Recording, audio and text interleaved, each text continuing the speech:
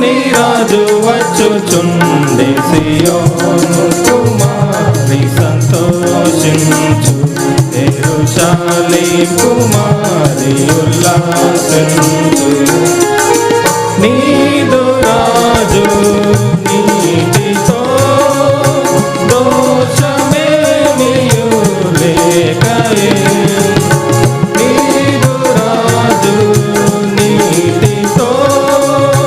దోషమేమియు లేకయే